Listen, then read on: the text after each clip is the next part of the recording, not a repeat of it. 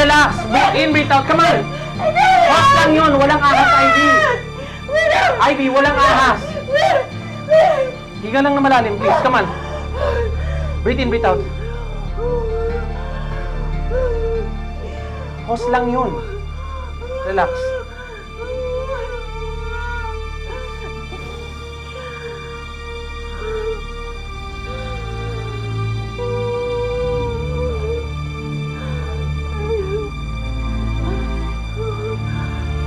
Sige lang, hinga lang na malalim. What you need is to breathe first. Tignan mo nga yung sarili mo, Rach. Ang haggard-haggard mo na. Are you even listening to me? Rach, akala ko ba pinapunta mo ako dito for comfort? Eh, hindi ka naman ata nakikinig sa akin eh. Ano ba yung binabrowse mo dyan? Sorry, Cheska. Tinatry ko lang kasi intindihin yung condition ni Mommy. Kaya nagsisearch ako sa internet. Tinaboy ka na nga ng mommy mo. Pinagpipilitan mo pa rin sarili mo. Eh ako na lang kasi may pakialam kay Mommy eh.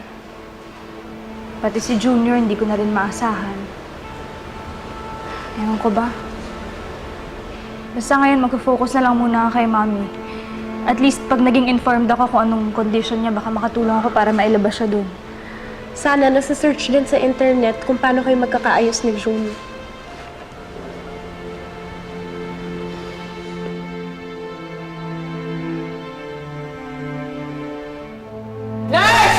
Bilisan mo. Bigyan mo ako ng pagpakalma. Yung binigay mo sa akin, bigyan mo ako.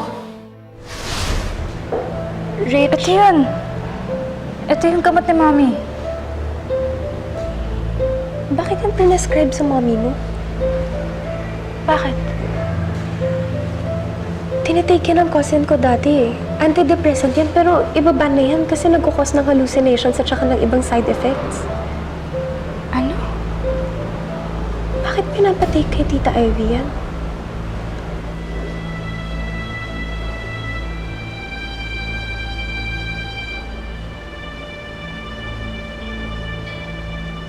My sister is going nuts.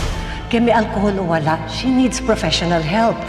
Bakit ba pinupush mo na baliw siya? In denial ka ba? Ano pa ba ang tawag mo sa nanay mong alcoholic na basta-basta na lang sumusugod at namamaril? Okay, fine.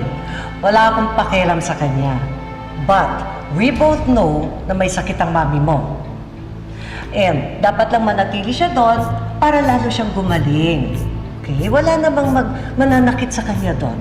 She'll be safe there. Si Tita Cynthia. Tsaka yung nurse na nagbibigay ng gamot na to kay Mommy, nakita ko sila nag-uusap noon. What? Don't tell me.